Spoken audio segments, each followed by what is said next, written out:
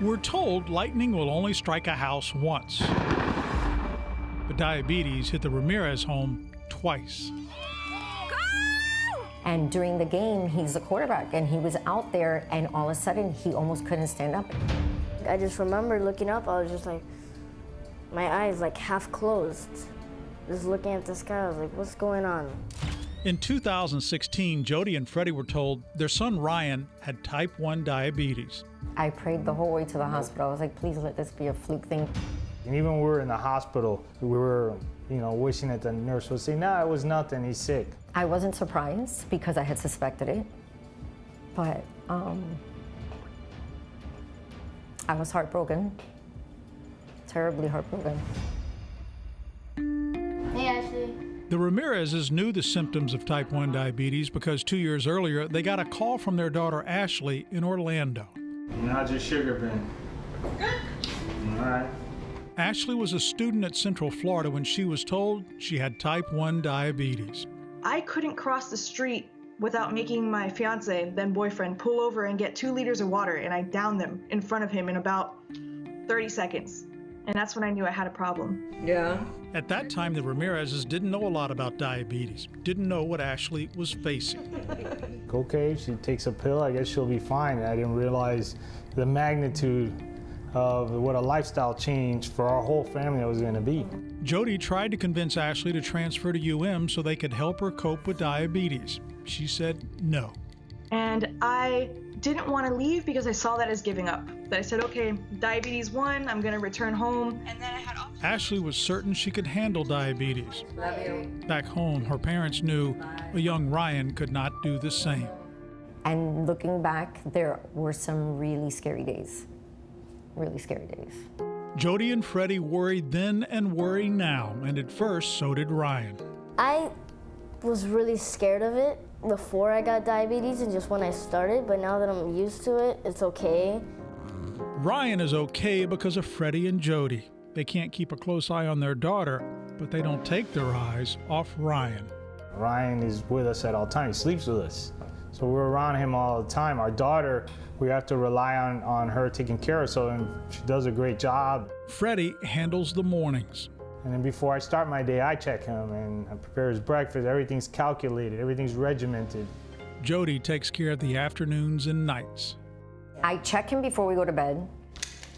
We have good nights. Ever since he's been on the pump, we do have good nights. However, the last 2 have not been good. There has been no sleep in the last 2 days. And Ryan, armed with his pump and continual glucose monitor, knows he has to be responsible as well. There's no margin for error. He cannot be slacking and go to bed without checking himself. He's got to be disciplined. Can you handle it? Yes. Not by myself though, that's for sure. I'm lucky I have these 2 right here. Freddie calls Ryan an old soul, mature and smart beyond his years. And whether he's practicing mixed martial arts or at school, Ryan always has what he calls his camo bag with him. It just has all my stuff in it, like you saw, my glucagon, my glucose tablets for when I'm in a low, Advil for if I don't feel good, the things to prick my finger. And just in case my pump doesn't work, I have this needle here. Ryan also has help at school.